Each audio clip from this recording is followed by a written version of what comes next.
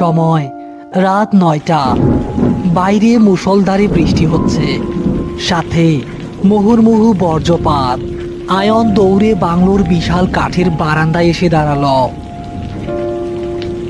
তার জামা কাপড় ভিজে একাকার, হাতে একটা বড় সুটকেস। বিপিন কাকা একটা পুরনো হ্যারিকেন হাতে নিয়ে বারান্দার এক কোণায় জড়সড় হয়ে দাঁড়িয়ে আছে। হ্যারিকেনের আলোয় বিশাল বাংলোটাকে এক অতিকয় দৈত্যের মতো দেখাচ্ছে। উফ, যা বৃষ্টি শুরু হলো! রাস্তা তো পুরোটাই কাদায় ভরা। বিপিন কাকা, তালাটা জলদি খোলেন, বড্ড শীত লাগছে। বাবু, আপনার তো আমি ফোনেই কইছিলাম এই বর্ষায় কাজ শুরু না করতে। এই বাংলো ভালো জায়গা না। রাইতের বেলা এইখানে টেকা ডায়।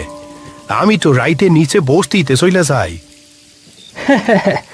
কাকা, আপনারা গ্রামের মানুষ, এখনো সেই পুরনো আমলের ভূতের ভয় নিয়ে বসে আছেন? এই বাংলোটা সরকার হেরিটেজ সাইট হিসেবে ঘোষণা করবে। আমার দায়িত্ব এটাকে রিসোর্ট করা। আপনি তালা খোলেন জলদি। বিপিন কাকা কি যেন বিড়বিড় করে পড়ে বিশাল কাঠের দরজায় চাবি ঘোরাল।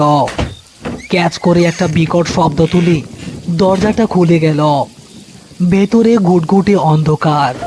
হ্যারিকেনের আলোয় দেখা গেল বিশাল এক ড্রয়িং রুম। দেয়ালে